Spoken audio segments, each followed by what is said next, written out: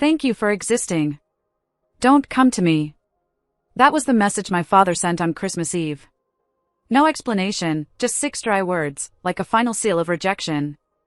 I was sitting on my bedroom floor, legs crossed, staring at the screen as if maybe time would soften the message, make it less cruel. Everyone else was there, my parents, my sister, celebrating like a happy, complete family. And I was once again the outsider. I'd been out for a year and a half, covering rent, food, bills. My sister Esther had lost her job, or so she said, and while she was getting her life together, I paid every expense in silence, without complaining. Because that's what family does, right? That night, just before she left for dinner with our parents, she threw her coat over her shoulder, adjusted a front curl in the mirror, and paused at the door. "Oh, in case they ask," she said, "I told them you're just occupying the floor. You know, since your name's not on the lease." She didn't say it like a joke. She said it like a fact. I looked up from the dishes I was washing, hands frozen in soapy water. "You told them that?" She rolled her eyes. "Relax. It's not a big deal. I just didn't want them to think I'm letting you live here for free. That's easier." "But I'm paying the rent," I said quietly, but firmly. "Yeah, well, they don't need to know that." She left before I could respond. I didn't write back. I didn't call. I didn't try to explain myself. Instead, I sat at the kitchen table, staring at the cheap string lights I'd put up weeks ago, wondering how many more years I'd keep doing this, paying for people who had already decided I didn't belong. At midnight, I made a decision. I got up, opened the hallway closet, pulled out the toolbox, and changed the locks. No hesitation. No guilt. When I lay back down, the apartment felt lighter, calmer, even. Maybe for the first time. The next morning, around 8:17 a.m., I heard the sound of keys fumbling in the lock, a click, a curse, another click. Then pounding. Fists. Then silence. I didn't open the door. But I did leave something behind, 2 boxes, wrapped like presents, resting neatly on the doormat. One medium-sized, tied with a perfect bow. The other smaller, still moving. It all started with small things, groceries, then rent, then student loans. She said she'd pay me back. When she got fired again, I didn't ask questions. I just picked up extra shifts, sold my old laptop, gave up trips, hobbies, even dating. I convinced myself it was temporary. Helping my sister stay afloat was what a good brother would do. But temporary turned into routine. Routine turned into obligation. Obligation turned into silence. Because what do you say to someone who lets you pay all their bills, then tells your parents you're just crashing at their place? I should have seen it coming. Esther always had a way with words. She knew how to twist things just enough to become the victim and turn me into the problem. As a child, she cried to get away with anything. As an adult, she cried to empty every wallet around her, especially our parents. To them, she was the creative soul, a bit chaotic, but with a good heart. Meanwhile, I was too serious, too cold. But cold is what you become when love comes with conditions. I stopped going to family dinners months ago, not because I didn't want to see them, but because I couldn't fake it anymore. Every conversation was an emotional trap. "You're the stable one. She's just going through a tough time. She has such a delicate soul. Why do you always have to be so difficult?" The truth? I was tired. Tired of paying for everyone. Tired of being the only adult in the room. Tired of waking up in an apartment I paid for, just to be told I was a burden. 3 weeks before Christmas, something cracked inside me. We were in the living room. I'd just finished a 12-hour shift. I brought food for both of us and placed it on the table. Esther didn't even look up from her phone. "Can you send me a bison for dinner?" she said casually. I blinked. "You mean the dinner I just bought, with my card? My money? Well, you haven't paid rent in 3 months?" She shrugged, thumb still tapping her screen. "Yeah, but you decided to do it."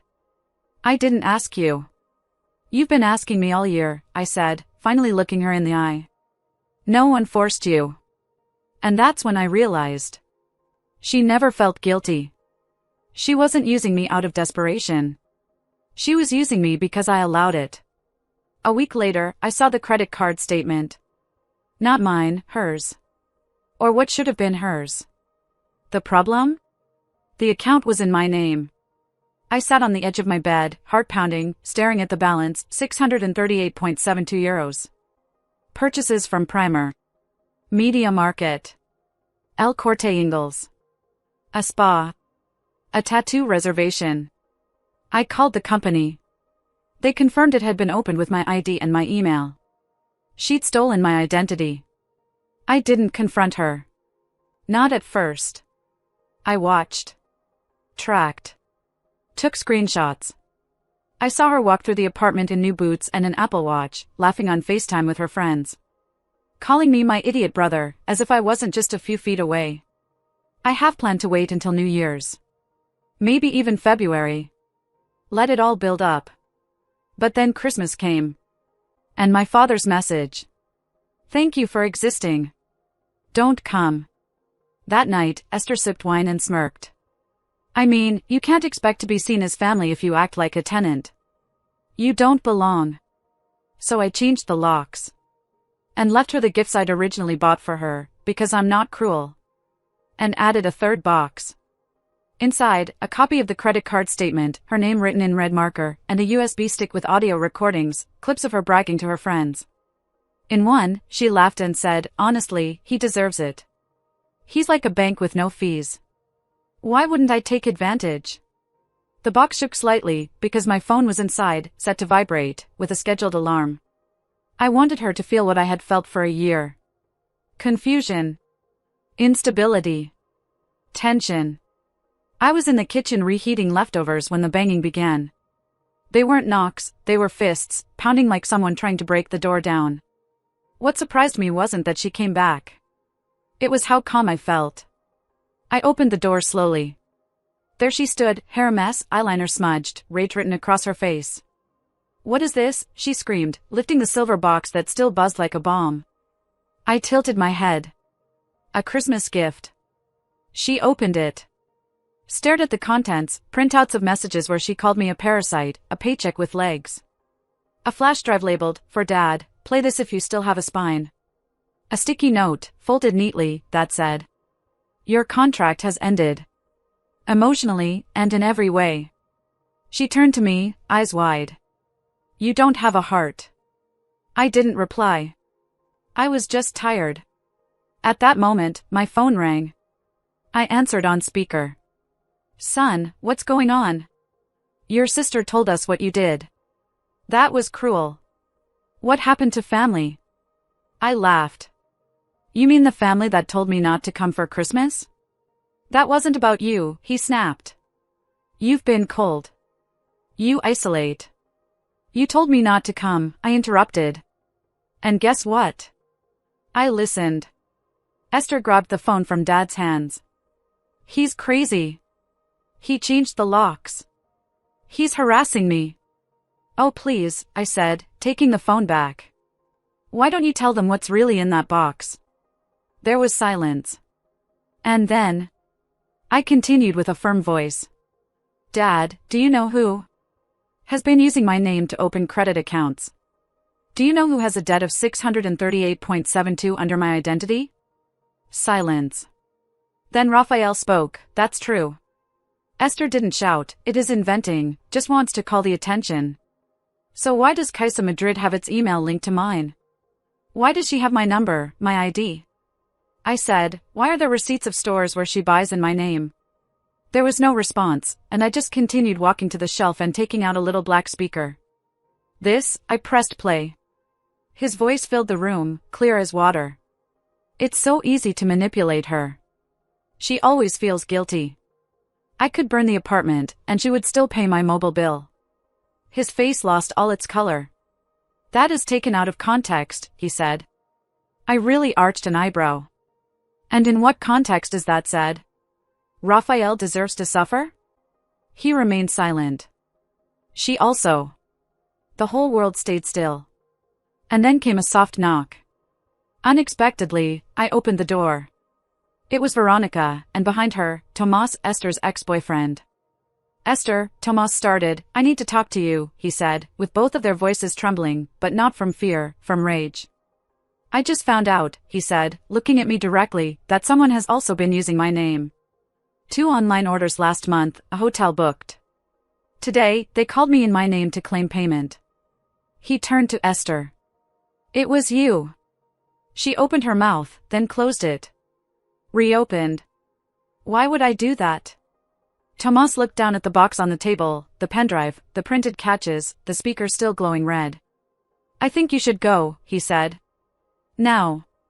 What did she do? Did she jump? Did she stay? Here, said Tomas, entering. My nerves tensed. Here how? I asked. Here, he said, looking at me, if you let me stay a few days.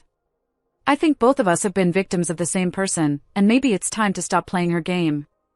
Esther blinked, as if someone had slapped her. Are you taking her side? I'm sick of taking the side of liars. She stood still, for the first time in her life, without a script, without tears, pretended emotions, with no one left to manipulate. Only silence. Don't worry, I said, throwing her coat from the chair, your things are in the hallway, right next to the trash. Can you guess which is which? She left, without a scene, without threats, just the sound of her footsteps walking away through the hallway, and the elevator closing. The morning after Esther left, the silence in my apartment no longer felt empty, it felt deserved. I was standing in the kitchen with a cup of reheated coffee in hand, watching the steam rise in lazy spirals. I was hoping to feel guilty, maybe regret. But there was nothing. Not a knot in the chest, no doubts, just peace. Tomas was still sleeping on the couch, snoring gently under a blanket that I threw to him the night before. He didn't say much after Esther left. He just nodded, murmured finally, and fell asleep. But when he woke up, he opened the laptop on the table and raised an eyebrow. Already working? I'm getting my money, I replied. He sat up, rubbing his face. What are you going to do? Denounce, more than that. I turned the screen toward him. This is going to be official. Step 1, the complaint. I had already started collecting evidence the same night that Esther left. I had folders, physical folders, full of documentation, bank statement screenshots, login records by IP, account histories, and receipts for every purchase made in my name. I filed a formal complaint for identity theft with the National Police and opened files with all the financial institutions involved. Caixa Madrid was the first to respond. They blocked the account and opened a full fraud investigation. On Friday, my cell phone vibrated with an email confirmation, full refund approved, €638.72. I leaned back in my chair, exhaling for the first time in days. But it wasn't over. 18 months of paying for 2 people, rent €950 per month, utilities €180, half a supermarket €400, her emergencies ranging from €100 to €500, sometimes more. I scrolled and scrolled through the spreadsheet. When I reached the end, my stomach turned, €17,892. Not counting emotional damage. Not counting the weeks I skipped meals or worked double shifts just to keep us afloat. I saved the screenshots, backed them up on a pendrive, and called a lawyer. Step 3, the lawsuit. I'm not here just because she used my credit card, I told the lawyer, I want compensation. She lived off me for more than a year. My parents let her. She was a grown woman, discerning, wore expensive shoes, smiled like she had already won. Do you have proof? He asked. I slid the flash drive across the table. He connected it, clicked, scanned. His eyes widened. You documented everything, every euro. And your parents put you as co-signer on utilities contracts without your consent? I nodded. I found the documents. He whistled softly. This isn't just identity theft, this is long-term financial exploitation. We have a case. He leaned back. We have a very public case. Step 4, the explosion. 3 weeks later, on a rainy Wednesday afternoon, 3 registered letters arrived at my parents' house, one for Esther, one for Veronica, one for Rafael, all from the law firm Serrano and Nieto. 20 minutes later, my phone rang. Caller ID, Mom. I answered. What are you doing? She blurted. Good morning to you too, I replied. Suing, after everything we've done for you? What you have done to me, I corrected. Don't twist it. We're your family. You were also the co-owners on 2 utility bills and added me to a 3rd without permission. That's fraud. It was just paperwork. It was theft. You're exaggerating everything. You told me not to come for Christmas. The line went silent. Then her voice dropped a tone. We raised you, we let you stay here when you needed it. I paid for everything. I was never a guest, I was the provider. Step 5, an ally. 3 days later, my grandmother called me. I hadn't heard from her in months, not since Esther told her, Amelia is tired of your dramas, don't call her anymore. But now, her voice sounded firm. I've seen the lawsuit, she said. And I saw the bank statements. My heart stopped. Did you see the bond? She sighed. Your father got paid more than 9,000 euros from a savings bond one created in your name, and used it to pay for Esther's old car. I sat up suddenly. You didn't know that? He asked. I didn't know that good bonus existed, he said. It no longer exists. I have blocked what was left, and I have moved the account back to you, where it should have always been. I didn't know what to say. Then he added, I have rewritten my will. When it arrives, you will inherit my house. I know what you'll do, the right thing with her. I blinked. Emily, why? I asked. Because, she said, you're the only one who ever asked for nothing, and the only one who kept the receipts. The courtroom was tense as Esther entered, dressed in basics, as if she were auditioning. Veronica was wearing black, and Raphael didn't even look me in the eyes. My lawyer laid it all out, page after page, bank statements, audio recordings, text messages, bank fraud, misuse of powers, false accounts, violations, savings bonds. Esther tried to cry. Veronica alleged with premature fusion. Raphael just seemed exhausted, but the judge wasn't tired. Is it true that you registered your son's name in financial documents without your consent? Asked my mother. I mean, it was family, lady. Yes or no? Silence. Yes. The verdict finally whispered, 13,000 euros. Compensation, cancellation of all debts, fraudulent legal costs covered, and a formal warning on their background. The scene post-credits. 2 weeks later, I received a handwritten letter with no return address. I recognized Esther's handwriting instantly. Happy now? It read. You already made your point. Inside, folded in half, there was a photo of her and me, children sitting under a Christmas tree. I looked at our faces, how she clung to me as if I were the only thing keeping her in balance. I grabbed a pen and, on the back, wrote a single line, you released first, then I burned the photo. It's curious how silence sounds when you've earned it. 3 months after the court ruling, I hadn't received a word from my parents, no messages, no calls, not even a birthday card. And you know what? It was better that way. I had to justify myself no longer. They should understand, it's difficult for your sister to have it no more. You are the stable one. I continued on the same floor, but for the first time, it felt truly mine. A kind of place where you open the fridge and everything inside is yours, not someone else's. No one called to check on you, no one looked over your shoulder, where the air was still, not loaded with tension. The same sofa, the same view from the window, but the silence, the peace, it was completely new. Unknown. Powerful. The cost? Sometimes people ask, wasn't it difficult? Wasn't it cruel to cut off all your family? And my answer is always the same, it was necessary. For so many years, I had been shrinking to fit into their comfort, smiling at their insults, writing checks instead of setting limits, letting them call me selfish for not giving them everything while they gave me nothing but blame. The true cruelty was when I stopped being the obedient son and brother, the generous one. I saw the truth.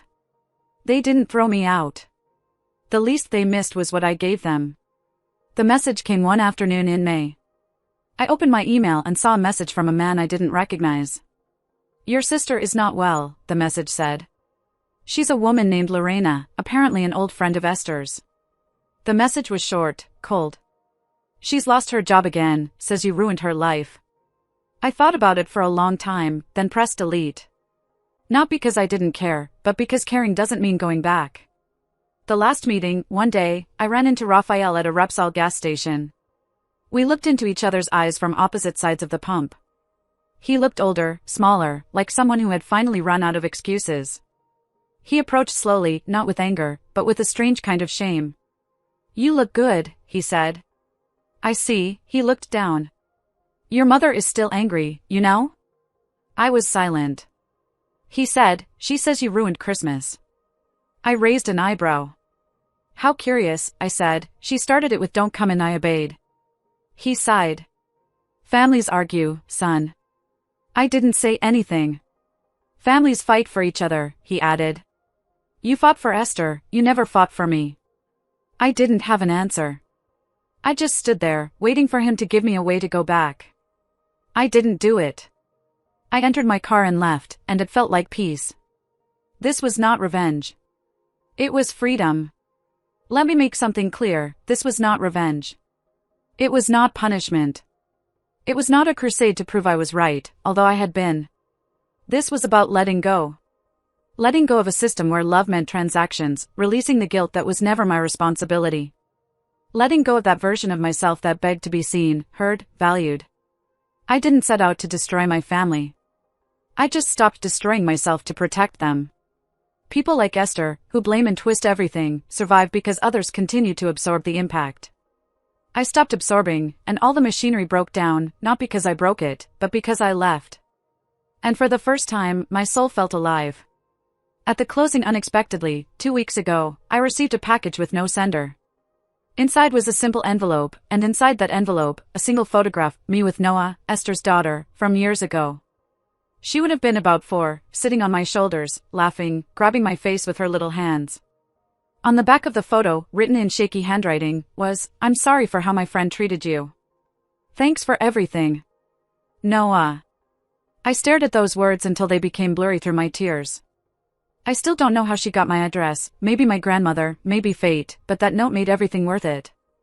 I saved that photo in my drawer now, not because it ties me to the past, but because it reminds me of something important. Walking away doesn't mean stopping loving. It means you start loving yourself more. That's not revenge. That's freedom.